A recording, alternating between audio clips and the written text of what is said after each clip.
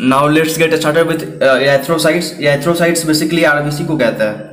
सो adult में red bone marrow में formation होता है और एम्ब्रायोनिक स्टेज में या फिर किड में जो होता है वो स्प्लीन और लीवर में फॉर्मेशन होता है। सो ये सब बेसिक इन्फॉर्मेशन है जो कि आपके दिमाग में ऐसे ब्लड को सुनते ही आना चाहिए। ब्लड का फॉर्मेशन कहाँ होता है? स्प्लीन और लीवर।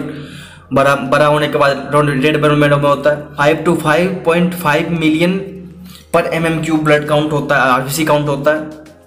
इसमें माइटोकॉन्ड्रिया एब्सेंट होता है, न्यूक्लियस एब्सेंट होता है। माइटोकॉन्ड्रिया एब्सेंट होने की वजह से एनारोबिक डिस्प्रेशन करता है। 12 से 16 ग्राम हीमोग्लोबिन पर 100 ml जो होता है वो कैरी करता है।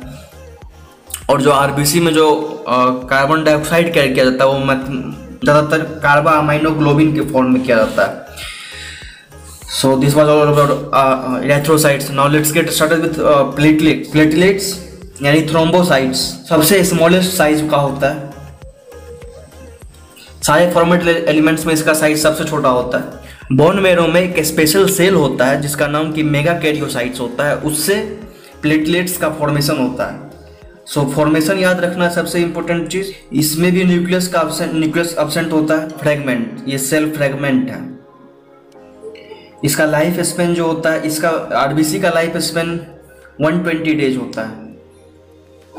इसका लाइफ स्पेन 7 दिन होता है, अबाउट 7 डेज। प्लेटलेट्स का destruction spleen and liver. Spleen and liver में प्लेटलेट्स का डिस्ट्रक्शन होता है। वर्क कैसे करता है प्लेटलेट?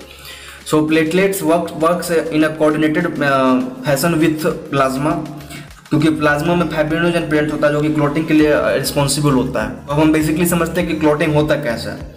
जैसे ही हमारे कहीं पे भी कट हुआ तो वहाँ पे थ्रोम्बोप्लास्टिन का रिलीज होता है। थ्रोम्बोप्लास्टिन के रिलीज होने से थ्रोम्बोकाइनेज का फॉर्मेशन होता है।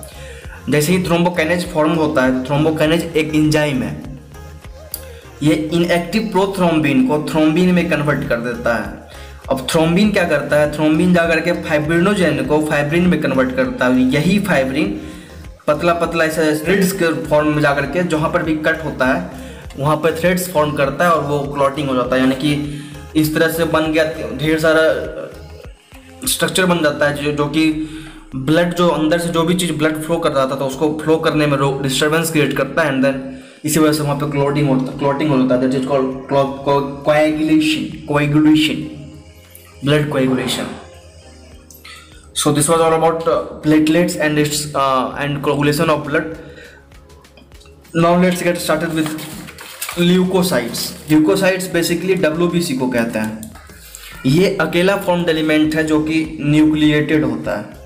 ये 6000 से 8000 पर mm³ ऑफ ब्लड पाया जाता है।